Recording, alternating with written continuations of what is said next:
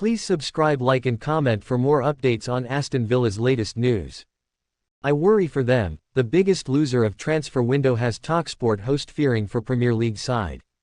Liverpool may have won the transfer window, but it's Leeds that are the big losers of this summer's shopping spree. That's the view of TalkSport's Jeff Stelling, who cast an expert eye over the Premier League's wheeling and dealing this summer. And while it's all too easy to wax lyrical about the exciting incomings at Liverpool and Arsenal, Stelling has instead identified which three clubs have produced the worst windows. From Alexander Isak's British record £125 million move to Anfield to Gianluigi Donnarumma's £26 million to Manchester City, Premier League clubs spent a combined total of £3.087 billion in the summer window. The total is more than what was spent by Bundesliga, La Liga, Ligue 1 and Serie A clubs combined. But according to Stelling, not all of that money was spent correctly, with three clubs in particular failing to address their squad issues. Third worst, Aston Villa. It was a mixed window for Villa as they failed to land many of their main targets, while the sale of Jacob Ramsey raised a few eyebrows. A flurry of deadline day deals may have stopped them featuring higher on the list. They kept Emi Martinez, which is fantastic, but look, they didn't get Lucas Paqueta.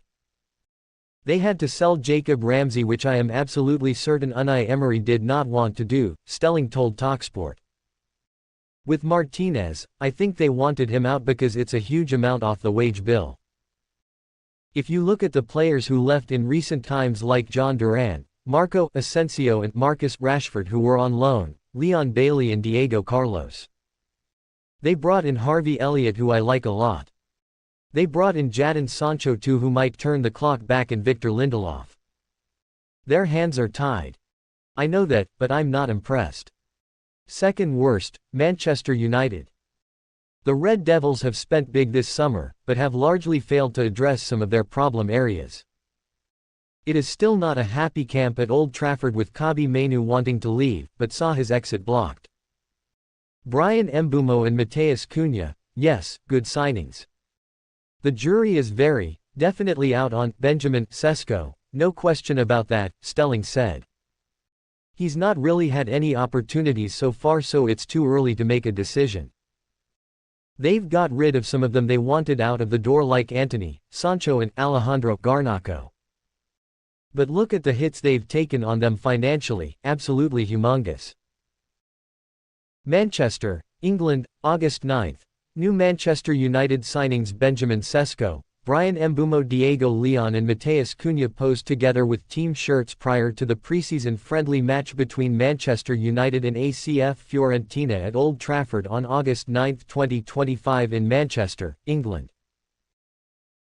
Manchester United splashed the cash this summer on Benjamin Sesko, Bryan Mbeumo, Diego Leon and Matheus Cunha. United offloaded Alejandro Garnacho to Chelsea just days before the deadline. Man United boss Ruben Amorim splashed the cash this summer in hope of turning around his side's fortunes. The two principal reasons why I think United have had a poor transfer window is that they needed to bring in someone with an engine in that midfield.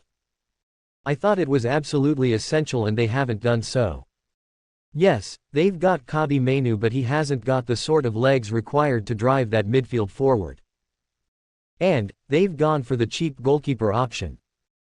St. Lamens might turn out to be a fantastic goalkeeper, but it's a humongous step for him to go from playing for Royal Antwerp in front of 12,000 people in the Belgian league to huge crowds at Old Trafford. Jeff Stelling revealed his worry for two of the three clubs on his list. For me, Emi Martinez was the obvious choice for Manchester United. Worst window, Leeds United. The worst. That goes to Leeds, with major concerns raised about where their goals are going to come from.